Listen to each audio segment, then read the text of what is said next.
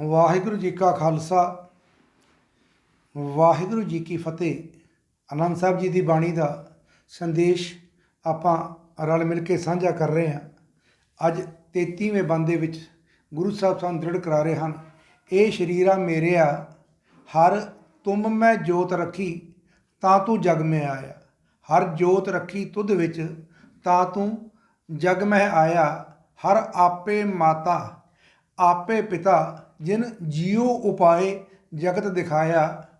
ਗੁਰ ਪ੍ਰਸਾਦੀ ਬੂਝਿਆ ਤਾਂ ਚਲਤ ਹੋਵਾ ਚਲਤ ਨਦਰੀ ਆਇਆ। ਕਹਿ ਨਾਨਕ ਸ੍ਰਿਸ਼ਟ ਕਾ ਮੂਲ ਰਚਿਆ ਜੋਤ ਰਾਖੀ ਤਾਂ ਤੂੰ ਜਗ ਮੈਂ ਆਇਆ। ਸੋ ਇਸ ਬੰਦ ਦੇ ਵਿੱਚ ਸਾਨੂੰ ਗੁਰੂ ਸਾਹਿਬ ਸਰੀਰ ਦੇ ਰੂਪ ਵਿੱਚ ਸੰਬੋਧਿਤ ਹੋ ਰਹੇ ਹਨ। ਸਰੀਰ ਨੂੰ ਆਧਾਰ ਬਣਾ ਕਰਕੇ ਸੰਦੇਸ਼ ਦੇ ਰਹੇ ਹਨ ਕਿ ਹੈ ਪ੍ਰਾਣੀ, ਤੇਰੇ ਅੰਦਰ ਉਸ ਅਕਾਲ ਪੁਰਖ ਨੇ ਆਪਣੀ ਹੀ ਜੋਤ ਰੱਖੀ ਹੈ। ਉਸ ਅਕਾਲ ਪੁਰਖ ਨੇ ਆਪਣੇ ਆਪ ਨੂੰ ਸਥਾਪਿਤ ਕੀਤਾ। ਭਾਵ ਇਹ ਸ੍ਰਿਸ਼ਟੀ ਦੀ ਰਚਨਾ ਜੋ ਪਰਮਾਤਮਾ ਕਰ ਰਿਹਾ ਹੈ, ਜੋ ਆਪ ਹੀ ਕਾਰਨ ਹੈ, ਔਰ ਇਹ ਸ੍ਰਿਸ਼ਟੀ ਉਹਦਾ ਹੀ ਕਾਰਿਆ ਹੈ। ਭਾਵ ਇਹ ਦੋਨੋਂ ਚੀਜ਼ਾਂ ਕਰਨ ਵਾਲਾ ਉਹ ਅਕਾਲ ਪੁਰਖ ਹੈ। ਔਰ ਉਹਨੇ ਢੰਗ ਕੀ ਵਰਤਿਆ? ਉਹਨੇ ਆਪਣੇ ਆਪ ਨੂੰ ਹੀ ਤੇਰੇ ਅੰਦਰ ਟਿਕਾਇਆ ਹੈ। ਇਸ ਕਰਕੇ ਇਹ ਪ੍ਰਾਣੀ, ਤੇਰੇ ਅੰਦਰ ਜੋ ਜੋਤ ਜਲ ਰਹੀ ਹੈ ਉਹ ਅਕਾਲ ਪੁਰਖ ਦੀ ਆਪ ਦੀ ਜੋਤ ਤੇਰੇ ਅੰਦਰ ਟਿਕੀ ਹੋਈ ਹੈ। ਜੋਤ ਸਰੂਪ ਜਾ ਕੀ ਸਭ ਵਥ ਕਰਨ ਕਾਰਨ ਪੂਰਨ ਸਮਰੱਥ। ਉਹ ਅਕਾਲ ਪੁਰਖ ਆਪ ਸਰਬ ਕਲਾ ਸਮਰੱਥ ਹੈ। ਔਰ ਇਹ ਸਾਰੀਆਂ ਚੀਜ਼ਾਂ ਹੀ ਜੋ ਸਰੂਪ ਜਾ ਕੀ ਸਭ ਵਥ, ਇਹ ਸਾਰਾ ਕੁਝ ਜੋ ਵਸਤੂਆਂ ਆਪਾਂ ਦੇਖ ਰਹੇ ਹਾਂ, ਜੋ ਪਦਾਰਥ ਦੇਖ ਰਹੇ ਹਾਂ, ਜੋ ਸੰਸਾਰ ਦੇਖ ਰਹੇ ਹਾਂ, ਇਹ ਉਹ ਅਕਾਲ ਪੁਰਖ ਆਪ ਹੀ ਹੈ। ਸੋ ਸਰੀਰ ਨੂੰ ਸੰਬੋਧਿਤ ਹੁੰਦੇ ਹੋਏ ਗੁਰੂ ਸਾਹਿਬ ਇਸ ਸਰੀਰ ਨੂੰ ਨਿਰਮਲ ਰੱਖਣ ਦਾ, ਪਵਿੱਤਰ ਰੱਖਣ ਦਾ ਢੰਗ ਵੀ ਦੱਸ ਰਹੇ ਹਨ। ਸੰਗਤ ਸੰਤ ਮਿਲਾਏ ਹਰ ਸਰ ਨਿਰਮਲ ਨਾਏ, ਨਿਰਮਲ ਜਲ ਨਾਏ ਭਏ ਪਵਿੱਤ ਸਰੀਰਾ। ਪ੍ਰਭੂ ਪਿਆਰਿਆਂ ਦੀ ਸੰਗਤ ਵਿੱਚ, ਸੰਗਤ ਹੀ ਹਰ ਸਰ ਹੈ, ਸੰਗਤ ਹੀ ਸਰੋਵਰ ਹੈ। ਸੋ ਇਸ ਸੰਗਤ ਰੂਪੀ ਨਿਰਮਲ ਜਲ ਦੇ ਵਿੱਚ ਨਾਮ ਦੀ ਪ੍ਰਾਪਤੀ ਹੁੰਦੀ ਹੈ, ਜਿਸ ਨਾਲ ਪ੍ਰਾਣੀ ਨੂੰ ਨਿਰਮਲ ਜੀਵਨ ਮਿਲਦਾ ਹੈ। ਸਿੱਖੀ ਦਾ ਇਹ ਸਿਧਾਂਤ ਹੈ, ਜਤ ਸਤ ਸੰਜਮ ਨਾਮ ਹੈ, ਵਿਨ ਨਾਮੈ ਨਿਰਮਲ ਨਾ ਹੋਏ। ਗੁਰੂ ਸਾਹਿਬ ਸਾਨੂੰ ਦ੍ਰਿੜ ਕਰਾ ਰਹੇ ਹਨ ਕਿ ਇਸ਼ਨਾਨ ਕਰੈ ਪਰ ਮੈਲ ਨਾ ਜਾਈ। ਜੀਵਤ ਮਰੈ ਗੁਰ ਸ਼ਬਦ ਵਿਚਾਰੈ ਹੋਮੈ ਮੈਲ ਚੁਕਾਉਣਿਆ। ਤਰੀਕਾ ਇਹ ਹੈ ਕਿ ਜਿਉਂਦੇ ਜੀ ਮਰ ਰਹਿਣਾ ਹੈ, ਇਹਨਾਂ ਸੰਕਲਪਾਂ ਵਿਕਲਪਾਂ ਤੋਂ ਬਚਣਾ ਹੈ।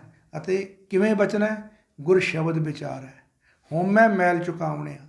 ਇਹਦੇ ਨਾਲ ਹੋਮੇ ਦੀ ਮੈਲ ਦੂਰ ਹੋ ਜਾਂਦੀ ਹੈ। ਔਰ ਜੋ ਦੂਰੀ ਅਸੀਂ ਮੰਨਦੇ ਹਾਂ ਕਿ ਗੁਰੂ ਸਾਹਿਬ ਤੋਂ ਬਣੀ ਹੋਈ ਹੈ, ਉਹ ਖਤਮ ਹੋ ਜਾਂਦੀ ਹੈ। ਅਗਲੀ ਪੰਕਤੀ ਵਿੱਚ ਹਰ ਜੋਤ ਰੱਖੀ ਤੁਧ ਵਿੱਚ ਤਾਂ ਤੂੰ ਜਗ ਮੈਂ ਆਇਆ। ਗੁਰੂ ਸਾਹਿਬ ਫਿਰ ਦ੍ਰਿੜ ਕਰਾ ਰਹੇ ਹਨ ਕਿ ਇਹ ਪ੍ਰਾਣੀ ਗੱਲ ਸਮਝ ਲੈ ਕਿ ਤੇਰੇ ਅੰਦਰ ਉਸ ਅਕਾਲ ਪੁਰਖ ਨੇ ਆਪਣੀ ਹੀ ਜੋਤ ਰੱਖੀ ਹੈ। ਸੋ ਗੁਰੂ ਜੋਤ ਦੀ ਤੂੰ ਜਾਗਦੀ ਮਿਸਾਲ ਹੈ। ਤੈਨੂੰ ਹੁਣ ਦੁਨਿਆਵੀ ਜੋਤਾਂ ਦੀ ਕੋਈ ਲੋੜ ਨਹੀਂ। ਮਨ ਤੂੰ ਜੋਤ ਸਰੂਪ ਹੈ, ਆਪਣਾ ਮੂਲ ਪਛਾਣ। ਮਨ ਹਰ ਜੀ ਤੇਰੇ ਨਾਲ ਹੈ, ਗੁਰਮਤੀ ਰੰਗ ਮਾਣ। ਗੁਰੂ ਸਾਹਿਬ ਬਾਰ ਬਾਰ ਦ੍ਰਿੜ ਕਰਾ ਰਹੇ ਹਨ ਕਿ ਹੇ ਮਨ, ਤੂੰ ਆਪ ਹੀ ਉਸ ਅਕਾਲ ਪੁਰਖ ਦੀ ਜੋਤ ਦਾ ਇੱਕ ਅੰਸ਼ ਹੈ, ਇੱਕ ਹਿੱਸਾ ਹੈ। ਸੋ ਇੱਥੇ ਦ੍ਰਿੜ ਕਰਦੇ ਚਲੀਏ ਕਿ ਜੋ ਦੁਨਿਆਵੀ ਜੋਤਾਂ ਨੇ, ਦੀਵੇ ਵਾਲੀਆਂ ਜੋਤਾਂ ਨੇ, ਉਹ ਗੁਰੂ ਸਾਹਿਬ ਪ੍ਰਵਾਨ ਨਹੀਂ ਕਰਦੇ। ਗੁਰੂ ਸਾਹਿਬ ਨੇ ਸਾਨੂੰ ਸੰਦੇਸ਼ ਦਿੱਤਾ ਹੈ, ਦੀਵਾ ਮੇਰਾ ਏਕ ਨਾਮ ਦੁੱਖ ਵਿੱਚ ਪਾਇਆ ਤੇਲ, ਓਨ ਚਾਨਣ ਉਹ ਸੋਖਿਆ ਚੂਕਾ ਜਮ ਸਿਓ ਮੇਲ। ਜਿਨ੍ਹਾਂ ਕਾਰਨਾਂ ਕਰਕੇ ਲੋਕ ਦੀਵੇ ਜਗਾਉਂਦੇ ਸਨ, ਗੁਰੂ ਸਾਹਿਬ ਕਹਿਣ ਲੱਗੇ ਨਹੀਂ, ਮੇਰਾ ਦੀਵਾ ਇੱਕੋ ਇੱਕ ਉਹ ਨਾਮ ਹੈ। ਇਸੇ ਤਰ੍ਹਾਂ ਹੀ ਭਗਤ ਰਵਿਦਾਸ ਜੀ ਨੇ ਸਾਨੂੰ ਦ੍ਰਿੜ ਕਰਾਇਆ, ਨਾਮ ਤੇਰਾ ਦੀਵਾ, ਨਾਮ ਤੇਰੋ ਬਾਤੀ, ਨਾਮ ਤੇਰੋ ਤੇਲ ਲੈ ਮਾਹੇ ਪਸਾਰੇ। ਭਾਵ ਤੇਰਾ ਨਾਮ ਹੀ ਮੇਰੇ ਵਾਸਤੇ ਦੀਵਾ ਹੈ, ਤੇਰਾ ਨਾਮ ਹੀ ਉਹਦੇ ਵਿੱਚ ਜਗਣ ਵਾਲੀ ਜੋ ਬੱਤੀ ਲਾਟ ਹੈ ਉਹ ਹੈ। ਔਰ ਉਹਦੇ ਵਿੱਚ ਜੋ ਜਲ ਰਿਹਾ ਹੈ ਉਹ ਤੇਲ ਜਿਹੜਾ ਹੈ ਉਹ ਮੇਰਾ ਨਾਮ ਹੈ। ਸੋ ਗੁਰੂ ਨਾਨਕ ਸਾਹਿਬ ਜੀ ਨੇ ਸਾਨੂੰ ਇਹ ਦ੍ਰਿੜ ਕਰਾਇਆ ਕਿ ਇਹੋ ਜਿਹਾ ਦੀਆ ਬਾਲ, ਇਹੋ ਜਿਹਾ ਚਾਨਣ ਕਰ ਕਿ ਜਿਹਦੇ ਨਾਲ ਹਨੇਰਾ ਚਲਾ ਜਾਏ। ਐਸਾ ਦੀਵਾ ਨੀਰ ਤਰਾਏ, ਜਿਤ ਦੀਵੈ ਸਭ ਸੋਝੀ ਪਾਏ। ਇੱਦਾਂ ਦਾ ਦੀਵਾ ਜਗਾ ਕਿ ਤੇਰੇ ਅੰਦਰ ਗਿਆਨ ਹੀ ਗਿਆਨ ਹੋ ਜਾਏ। ਔਰ ਉਹ ਦੀਵਾ ਕੀ ਹੈ? ਗਿਆਨ ਰੂਪੀ ਦੀਵਾ ਜਗਾਉਣ ਦੀ ਗੁਰੂ ਸਾਹਿਬ ਸਾਨੂੰ ਗੱਲ ਕਰ ਰਹੇ ਹਨ। ਦਸਮ ਪਿਤਾ ਵੀ 33 ਸਵਈਆਂ ਦੇ ਵਿੱਚ ਸਾਨੂੰ ਇਹ ਗੱਲ ਦ੍ਰਿੜ ਕਰਾ ਰਹੇ ਹਨ ਕਿ ਹੇ ਪ੍ਰਾਣੀ, ਤੇਰੇ ਅੰਦਰ ਉਸ ਪ੍ਰਭੂ ਦੀ ਜੋਤ ਬਿਰਾਜਮਾਨ ਹੈ। ਤੈਨੂੰ ਦੁਨਿਆਵੀ ਪ੍ਰਤੀਕਾਤਮਕ ਜੋਤਾਂ ਦੀ ਕੋਈ ਲੋੜ ਨਹੀਂ ਹੈ।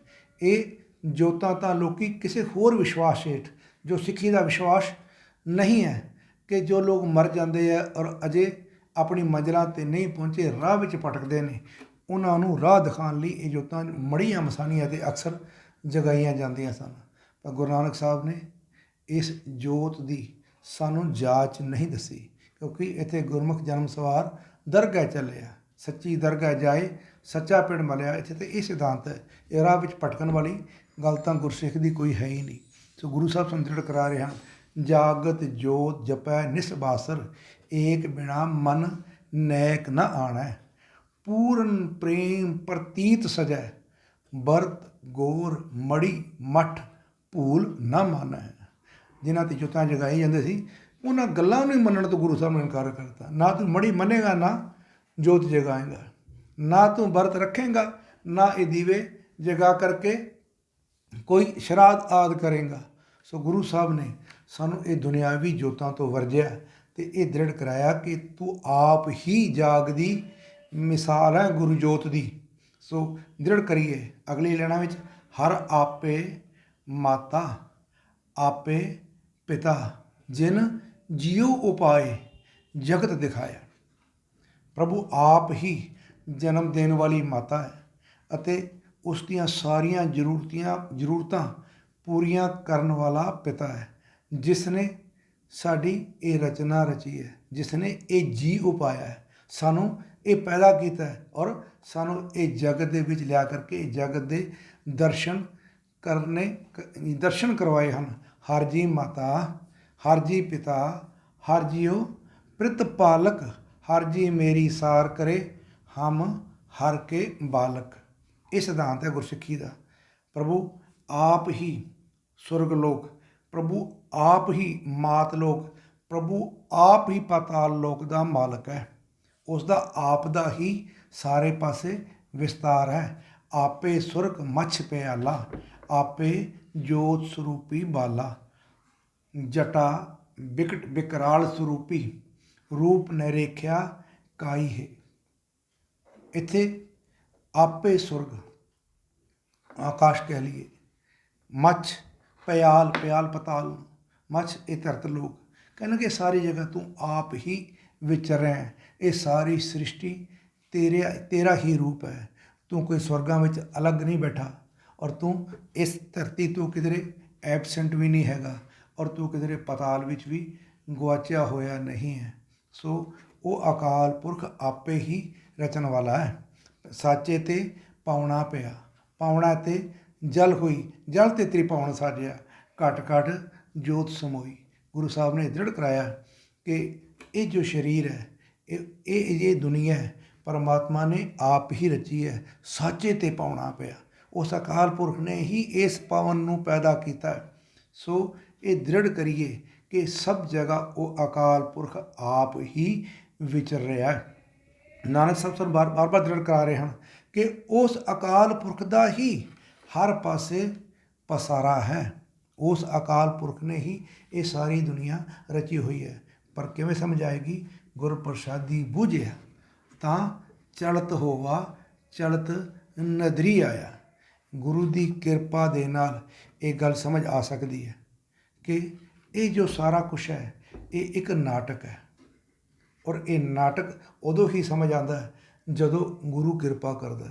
ਕਿਵੇਂ ਸਮਝ ਆਉਂਦਾ ਕਿ ਆਪਾਂ ਰਾਤ ਨੂੰ ਜਦੋਂ ਸੁਪਨਾ ਵੇਖਦੇ ਹਾਂ, ਸੁਪਨੇ ਵਿੱਚ ਜੋ ਵੀ ਆਪਾਂ ਕਰੀ ਜਾ ਰਹੇ ਹੁੰਦੇ ਹਾਂ, ਆਪਾਂ ਨੂੰ ਇਹ ਨਹੀਂ ਲੱਗਦਾ ਕਿ ਅਸੀਂ ਸੁਪਨੇ ਤੋਂ ਬਾਹਰ ਹਾਂ ਔਰ ਸਾਨੂੰ ਇਹ ਵੀ ਨਹੀਂ ਲੱਗਦਾ ਕਿ ਸੁਪਨੇ ਤੋਂ ਇਲਾਵਾ ਕੋਈ ਹੋਰ ਜ਼ਿੰਦਗੀ ਵੀ ਹੈ। ਪਰ ਜਦੋਂ ਨੀਂਦ ਟੁੱਟਦੀ ਹੈ ਫਿਰ ਪਤਾ ਲੱਗਦਾ ਇਹ ਸੁਪਨਾ ਸੀ। ਪਰ ਇਸ ਜਾਗਦੇ ਹੋਏ ਜੋ ਚਰਿੱਤਰ ਚੱਲ ਰਿਹਾ ਹੈ, ਇਸ ਦੀ ਸੋਝੀ ਜਾਂ ਇਸ ਤੋਂ ਆਪਣੇ ਆਪ ਨੂੰ ਅਲੱਗ ਜਾਗਣ ਨਾਲ ਨਹੀਂ, ਗੁਰੂ ਦੀ ਵੱਲੋਂ ਬਖਸ਼ੇ ਹੋਏ ਗਿਆਨ ਨਾਲ ਹੀ ਜਾਗਰਤੀ ਆਣੀ ਹੈ। ਫਿਰ ਸਮਝ ਆਣੀ ਹੈ ਕਿ ਇਹ ਜੋ ਸਾਰਾ ਸ੍ਰਿਸ਼ਟੀ ਚੱਲ ਰਹੀ ਹੈ, ਇਹ ਉਸ ਅਕਾਲ ਪੁਰਖ ਆਪ ਹੀ ਚਲਾ ਰਿਹਾ। ਗੁਰ ਪ੍ਰਸਾਦੀ ਬੂਝਿਆ ਤਾਂ ਚਲਤ ਹੋਆ, ਚਲਤ ਨਦਰੀ ਆਇਆ। ਚਲਤ ਤੁਮਾਰਾ ਦੇਖ ਮੋਹੀ ਉਦਾਸ ਤਨ ਕਿਉਂ ਧੀਰੇ, ਕਿ ਮੈਂ ਤੇਰਾ ਚਰਿੱਤਰ ਵੇਖ ਕਰਕੇ ਮੈਂ ਉਦਾਸ ਜੀਵ ਕਿਵੇਂ ਮੈਨੂੰ ਧੀਰਜ ਵੱਜੇ। ਗੁਰੂ ਸਾਹਿਬ ਸਾਨੂੰ ਦ੍ਰਿੜ ਕਰਾ ਰਹੇ ਹਨ ਕਿ ਇਹ ਜੋ ਰਚਨਾ ਹੈ ਇਹ ਉਸੇ ਤਰ੍ਹਾਂ ਹੈ ਕਿ ਜਿਵੇਂ ਇੱਕ ਨਕਲੀ ਹਾਥੀ ਕੋਈ ਬਣਾ ਕਰਕੇ ਜਾਂ ਹੱਥਣੀ ਬਣਾ ਕਰਕੇ ਹਾਥੀ ਨੂੰ ਆਪਣੇ ਵੱਲ ਆਕਰਸ਼ਿਤ ਕਰਦੇ ਹਨ, ਅਤੇ ਉਹ ਹਾਥੀ ਜਿਹੜਾ ਹੈ ਉਸ ਖੱਡ ਵਿੱਚ ਡਿੱਗ ਪੈਂਦਾ ਹੈ। ਅਤੇ ਥੋੜ੍ਹੀ ਸਮਝ ਕਰੇ ਕਿ ਇਹ ਤਾਂ ਨਕਲੀ ਹੈ, ਪਰ ਇਹ ਸਮਝ ਕਿਸ ਤਰ੍ਹਾਂ ਆਣੀ ਹੈ? ਗੁਰ ਪ੍ਰਸਾਦੀ ਬੂਝਿਆ। ਗੁਰਬਾਣੀ ਦਾ ਸਿਧਾਂਤ ਹੈ, ਕਾਲ ਬੂਤ ਕੀ ਹਸਤਨੀ ਮਨ ਬੌਰਾਰੇ ਚਲਤ ਰਚਿਓ ਜਗਦੀਸ਼। ਕਿ ਇਸ ਪਰਮਾਤਮਾ ਨੇ ਉਸੇ ਤਰ੍ਹਾਂ ਹੀ ਇਹ ਇੱਕ ਨਾਟਕ ਰਚਿਆ, ਜਿਵੇਂ ਸ਼ਿਕਾਰੀ ਹਾਥੀ ਨੂੰ ਪਕੜਨ ਲਈ ਨਕਲੀ ਹਥਨੀ ਘਾਸ ਫੂਸ ਦੀ ਬਣਾ ਕਰਕੇ ਖੜੀ ਕਰ ਦਿੰਦਾ ਹੈ, ਔਰ ਹਾਥੀ ਕਾਮ ਵਸ ਹੋਇਆ ਉਹਦੇ ਵੱਲ ਨੂੰ ਖਿੱਚਿਆ ਆਉਂਦਾ ਹੈ। ਕਾਮ ਸਵਾਏ ਗੱਜ ਬਸ ਪਰ ਹੈ, ਮਨ ਬੋਰਾਰੇ ਅੰਕਸ ਸਹਿਓ ਸੀਸ। ਉਹ ਹਾਥੀ ਉਹਨੂੰ ਧਿਆਨ ਨਹੀਂ ਜਾਂਦਾ ਕਿ ਅੱਗੇ ਖੱਡਾ ਵੀ ਹੈ, ਔਰ ਉਸ ਟੋਏ 'ਚ ਡਿੱਗ ਪੈਂਦਾ। ਫਿਰ ਸਾਰੀ ਉਮਰ ਉਹ ਸਿਰ 'ਤੇ ਉਹ ਮੁਹਾਵਤ ਵਾਲੇ ਕੁੰਡੇ ਹੀ ਖਾਂਦਾ ਰਹਿੰਦਾ। ਸੋ ਗੁਰੂ ਸਾਹਿਬ ਕਹਿੰਦੇ ਕਿ ਇਸੇ ਤਰ੍ਹਾਂ ਦਾ ਹੀ ਇਹ ਰਚਨਾ ਉਸ ਅਕਾਲ ਪੁਰਖ ਨੇ ਆਪ ਰਚੀ ਹੈ। ਸੋ ਇਹ ਨਾ ਸੋਚਿਓ ਕਿ ਇਹਦੇ 'ਚੋਂ ਨਿਕਲਿਆ ਨਹੀਂ ਜਾ ਸਕਦਾ। ਨਿਕਲਣ ਦਾ ਤਰੀਕਾ ਵੀ ਗੁਰੂ ਸਾਹਿਬ ਨੇ ਆਪ ਹੀ ਸਾਨੂੰ ਦੱਸਿਆ ਕਿ ਆਉਣ ਜਾਣਾ ਸਭ ਚਲਤ ਤੁਮਾਰਾ। ਇਹ ਆਉਣਾ ਜਾਣਾ ਜਿਹੜਾ ਹੈ ਸਾਰਾ ਤੇਰਾ ਨਾਟਕ ਹੀ ਕੀਤਾ ਹੋਇਆ, ਕਰ ਕਰ ਦੇਖਿਆ ਖੇਲਾ ਪਾਰਾ। ਜਦੋਂ ਇਹ ਗੱਲ ਸਮਝ ਆ ਜਾਏਗੀ ਕਿ ਇਸ ਦੁਨੀਆ ਵਿੱਚ ਆਉਣਾ ਅਤੇ ਜਾਣਾ ਉਸ ਅਕਾਲ ਪੁਰਖ ਨੇ ਆਪਣਾ ਖੇਲ ਆਪ ਰਚਿਆ ਹੋਇਆ, ਫਿਰ ਸਾਰੇ ਦੁੱਖ ਦੂਰ ਹੋ ਜਾਣਗੇ, ਭਾਵ ਭੈ ਖਤਮ ਹੋ ਜਾਣਗੇ। ਕਹਿ ਨਾਨਕ ਸ੍ਰਿਸ਼ਟ ਕਾ ਮੂਲ ਰਚਿਆ, ਜੋਤ ਰਾਖੀ ਤਾਂ ਤੂੰ ਜਗ ਮੇ ਆਇਆ। ਕਹਿੰਦੇ ਕਿ ਇਹ ਹੈ ਸ੍ਰਿਸ਼ਟੀ ਦੀ ਰਚਨਾ ਦਾ ਢੰਗ। ਗੁਰੂ ਸਾਹਿਬ ਨੇ ਇਸ ਢੰਗ ਨਾਲ ਸ੍ਰਿਸ਼ਟੀ ਨੂੰ ਰਚੀ ਹੈ। ਪਰ ਇੱਕ ਗੱਲ ਦ੍ਰਿੜ ਕਰ ਲੈ ਬਾਰ ਬਾਰ, ਸ੍ਰਿਸ਼ਟ ਕਾ ਮੂਲ ਰਚਿਆ, ਜੋਤ ਰਾਖੀ ਤਾਂ ਤੂੰ ਜਗ ਮੈਂ ਆਇਆ।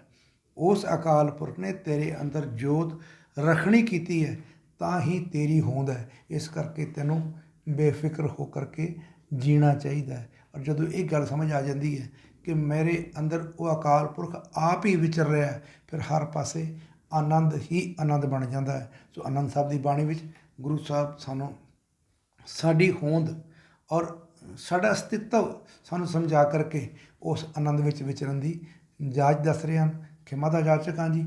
ਵਾਹਿਗੁਰੂ ਜੀ ਕਾ ਖਾਲਸਾ, ਵਾਹਿਗੁਰੂ ਜੀ ਕੀ ਫਤਿਹ।